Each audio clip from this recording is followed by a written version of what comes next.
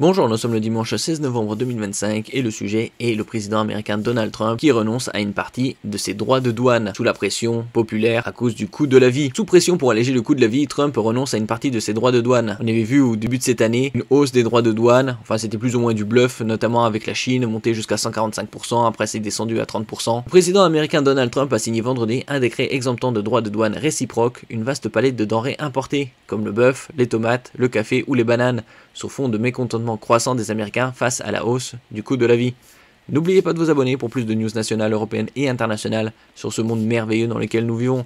Depuis les années 2020 et la période Covid, les Américains, le gouvernement américain a lancé le Cheap Agreement Act, une enveloppe de plusieurs centaines de milliards de dollars pour aider les entreprises américaines et étrangères à s'installer aux États-Unis afin de produire Made in USA et de ne pas être dépendant de l'Asie, notamment en ce qui concerne la fabrication de semi-conducteurs. Machine arrière, Donald Trump sous pression pour faire baisser le coût de la vie pour les Américains a annulé vendredi 14 novembre certains des droits de douane qu'il avait lui-même imposés sur des produits de tous les jours comme le café, les avocats ou le bœuf importé. Il a déterminé que certains produits agricoles ne devaient pas être soumis aux droits de douane réciproques mis en place en avril, explique le président américain dans le décret publié sur le site de la Maison Blanche. Dans la liste figurent des produits que les États-Unis ne cultivent pas ou en trop faible quantité par rapport aux besoins. Café, thé, avocat, tomates, mangue, bananes, épices, pignons de pain, ainsi de suite. Mais il y a aussi des pièces de bœuf alors que le prix de cette viande a atteint des records dans le pays. L'exécutif semble aussi reconnaître que sa politique protectionniste tout azimut, dont il vante sans cesse les mérites, ratissait trop large. Il a d'ailleurs annoncé ces derniers jours des accords bilatéraux pour réduire la pression sur certains partenaires commerciaux à l'instar de la Suisse qui verra la lourde surtaxe visant ses produits de 39% abaissée. En avril, Donald Trump avait mis en place des droits de douane dits réciproques d'au moins 10% sur la plupart des produits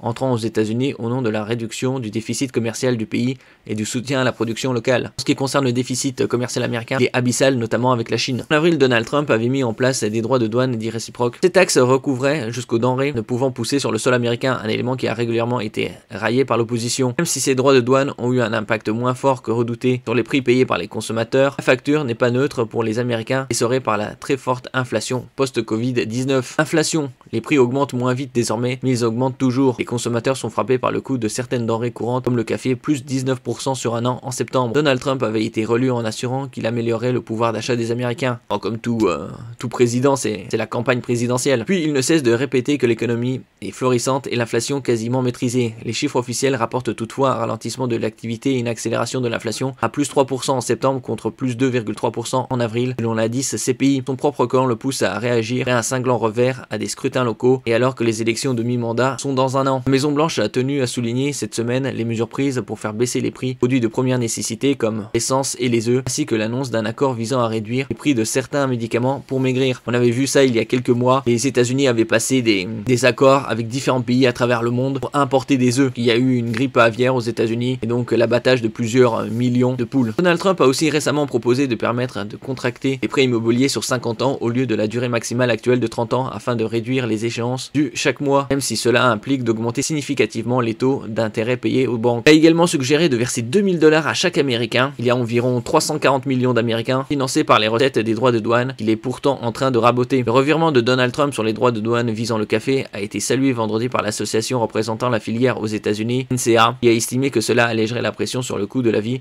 pour les 2/3 des adultes américains qui consomment du café chaque jour. Merci pour votre écoute et à la prochaine.